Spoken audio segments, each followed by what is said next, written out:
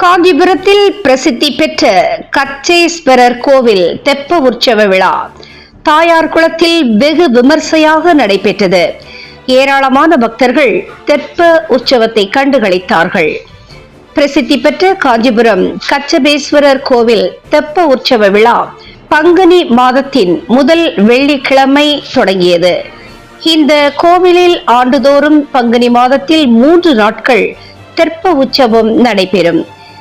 இதற்காக காஞ்சிபுரம் ஆட்சியர் அலுவலகம் அருகில் உள்ள 5 மூலைகள் கொண்ட தாயார் குளம் மின் விளக்குகளால் அலங்கரிக்கப்பட்டிருந்தது. கச்சபேஸ்வரர் கோவிலில் சுவாமிக்கு சிறப்பு அபிஷேகம் ஆராதனை செய்யப்பட்டது. மேலும் சுந்தராம்பிகை, உடனுறை, கச்சபேஸ்வரர் உள்ளிட்ட உற்சவ மூர்த்திகளை அலங்கரித்து சிறப்பு பூஜைகள் செய்தனர். இதைத் தொடர்ந்து அலங்கரிக்கப்பட்ட சுவாமி முக்கிய வீதிகள் வழியாக ஊர்வலமாக தாயார் குளம் வந்தடைந்தது.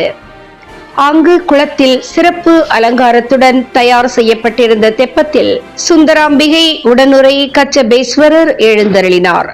அதைத் தொடர்ந்து தெப்பத்தில் வீற்றிருந்த கச்சபேஸ்வரர் குளத்தை 3 முறை வலம் வந்து பக்தர்களுக்கு அருள் பாலித்தார். இதையொட்டி வான வேடிக்கைகளும் நடைபெற்றது.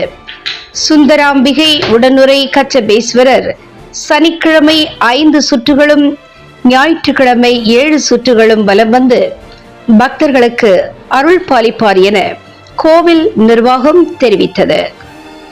தினமுகம் எக்ஸ்பிரஸ் செய்திகளுக்காக காஞ்சிபுரம் மாவட்ட செய்தியாளர் கே. நிதேஷ்குமார் மற்றும் ஐயம்மாள்.